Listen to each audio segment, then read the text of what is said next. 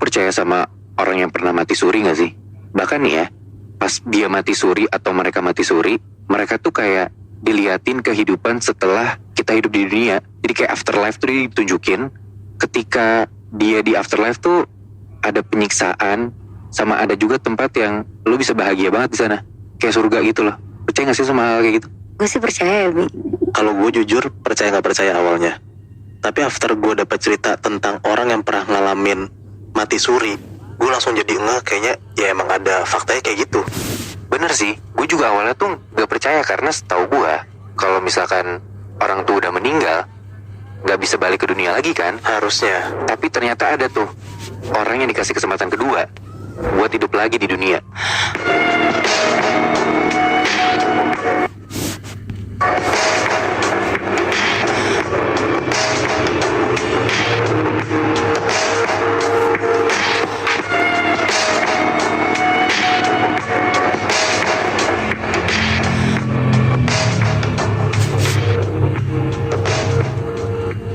Bi, Ya.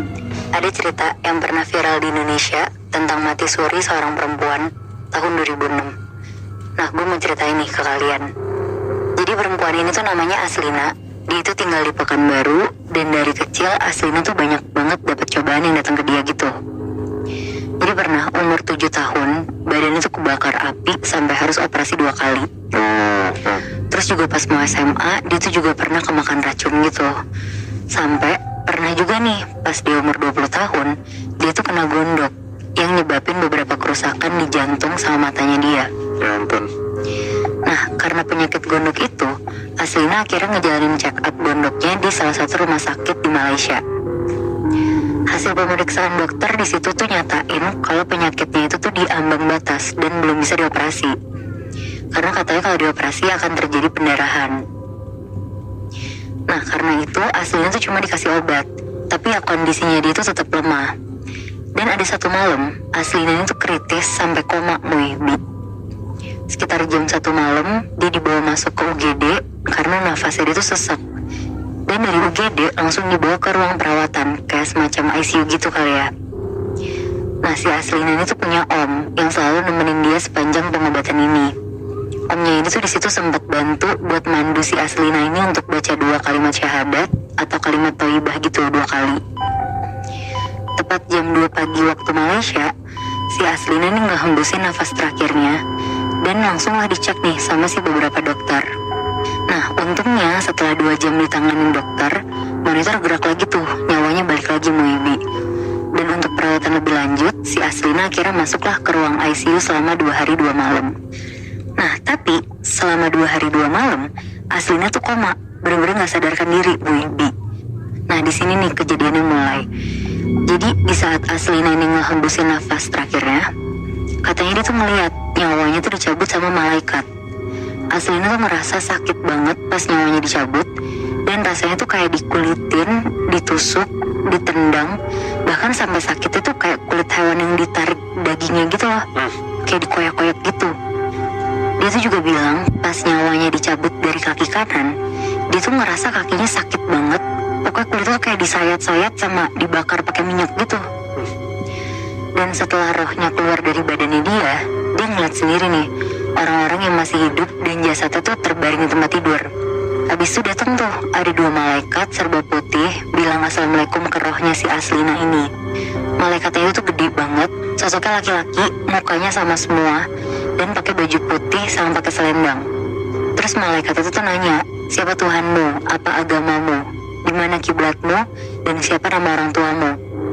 Nah, si rohnya Aslina tuh bisa ngejawab semua pertanyaan itu dengan lancar tuh.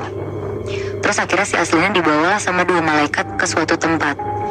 Dan di situ Aslina tuh bilang untuk pengen ketemu sama ayahnya yang udah lama meninggal. Dan tiba-tiba di tempat itu Aslina tuh ketemu sama sosok pria masih muda, sekitar umur 17-20 tahun lah. Wajahnya tuh bersinar sama berseri-seri.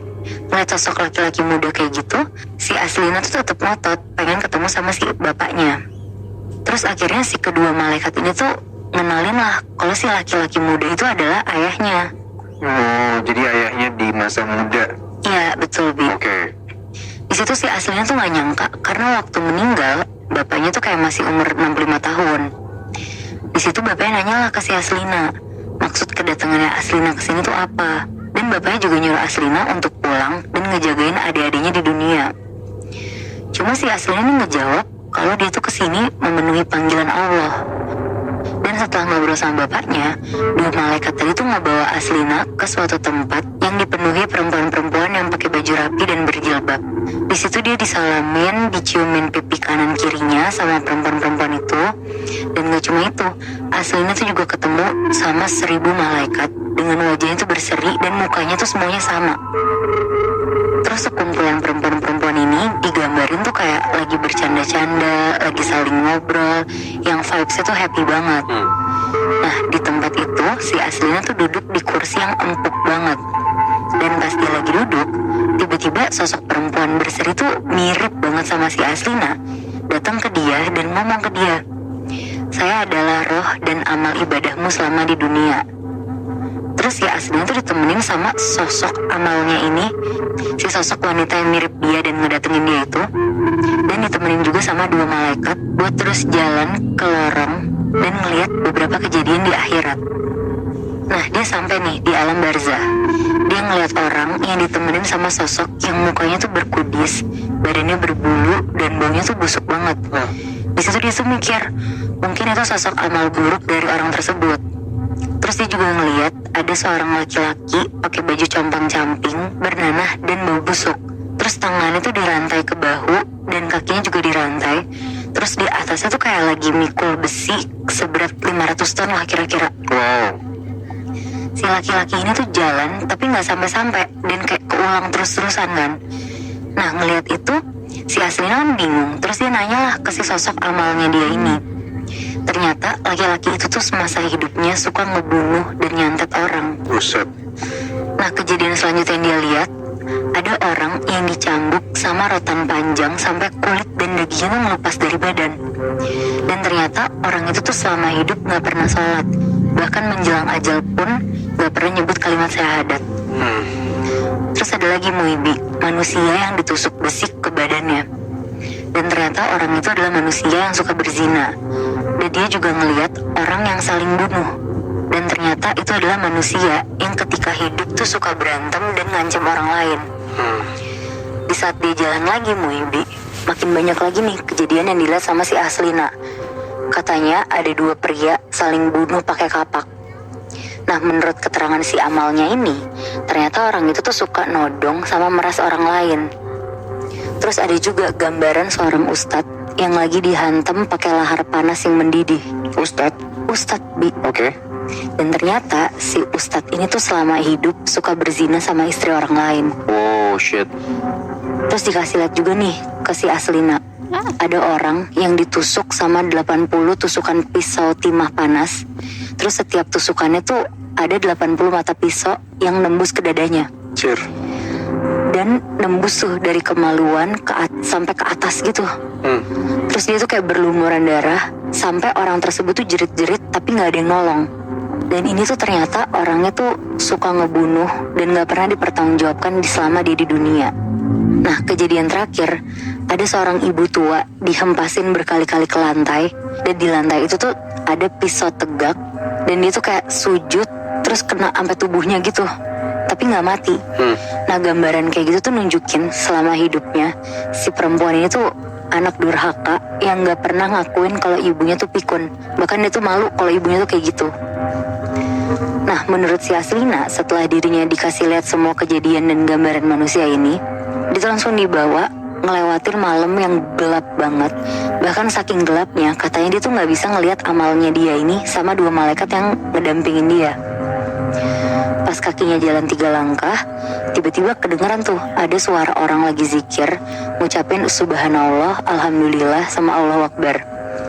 Terus sosok amal itu nyuruh dia untuk cepet nangkep suara itu. Tapi si Aslina tuh gak bisa nangkep tuh.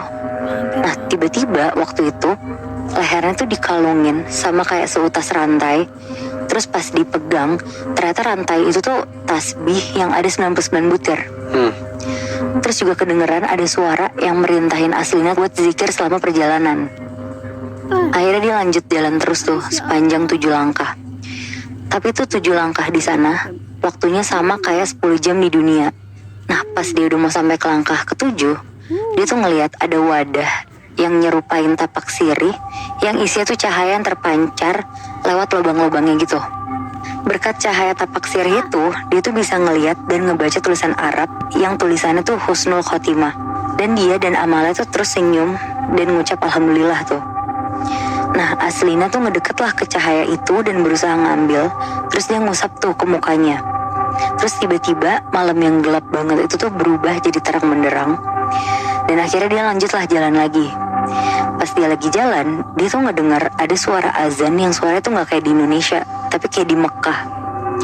Nah, ke si Amalnya, dia tuh minta waktu lah buat menunaikan sholat. Setelah dia sholat, si Aslina hijrah ke tempat lain dengan perjalanan itu kurang lebih 40 hari. Dan tempat yang dituju kali ini adalah Masjid Nabawi di Madinah. Di masjid itu dia ngeliat makamnya Nabi Muhammad sama sahabatnya. Nah, di makam itu ada pintu bercahaya dan kelihatan sosok Nabi Muhammad yang lagi ngasih makan fakir miskin. Gak cuma itu, selama dia di Masjid Nabawi, lagi-lagi dia tuh dikasih lihat kejadian menakjubkan. Dia juga ngelihat cahaya kayak matahari tapi tuh agak kecil. Nah, cahaya itu tuh ngomong ke Aslina, tolong kamu sampaikan kepada umat untuk bersujud di hadapan Allah. Nah, tiba-tiba cahaya yang ada di tangannya dia tuh lepas, kemudian ngeluarin api yang nerangin seluruh ruangan sampai makam Nabi tuh kelihatan jelas banget. Pas dia balik dari makam Nabi, dia tuh ngelihat sosok manusia. Mukanya tuh ganteng banget, nyerupain malaikat. Kulitnya tuh langsat, matanya sayu, pandangannya tuh kayak luas banget. Dan di situ dia tuh yakin sosok manusia tersebut adalah Nabi Muhammad. Nah, ngeliat peristiwa itu,